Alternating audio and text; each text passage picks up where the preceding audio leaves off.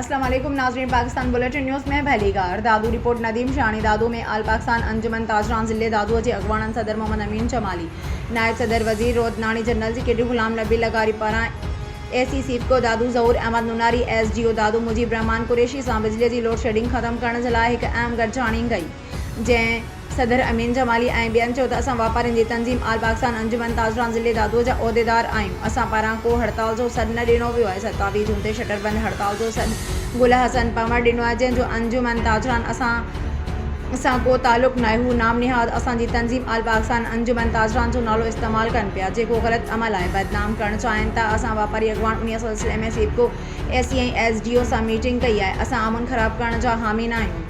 ॻाल्हियुनि ज़रिए मसइला हल थियनि था त कंहिंखे बि अमन ख़राब करणु न ॾिनो वेंदो। असां सिडको दादू इंतज़ामिया जा थोराइता आहियूं, जिन ख़ातिरी कराई आहे त अव्हांखे 14 कलाक बिजली ॾिनी वेंदी। असांजो AC दादू खां मुतालबो आहे त असांखे एक्सप्रेस फिटर ॾिनो वञे, जंहिं ते AC दादू पिणु यकीन ॾियारियो आहे त हड़ताल करण सां मज़दूर तबिको परेशानी जो शिकार थींदो, रोज़ कमाई खाइण वारा ऐं परेशान थी वेंदा।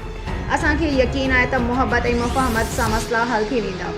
AC दादू असांखे यकीन आहे त जेकी ॻाल्हियूं अॼु मीटिंग दौरान थियूं आहिनि, इहे पूरियूं थींदियूं। अगरि मुतालबा पूरा न थिया त असां ॻाल्हि खे अॻिते वधाईंदासीं।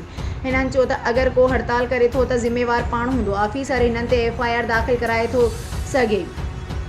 उन मौक़े ते AC दादू ज़हूर अहमद नुनारी चयो त हीउ सिर्फ़ु ताजरान बिरादरीअ जो मसइलो न पर सभिनी दादू वासियुनि जो मसइलो आहे। असां न चाहींदासीं त जेके बिल बि अदा कनि ऐं उन बावजूदु हू परेशान थियनि। असां बिल्कुलु कंहिंखे तकलीफ़ ॾियणु नथा चाहियूं। असां कोशिशि कयूं पिया त जल्द दादू वासियुनि जा मसइला हल करे सघूं।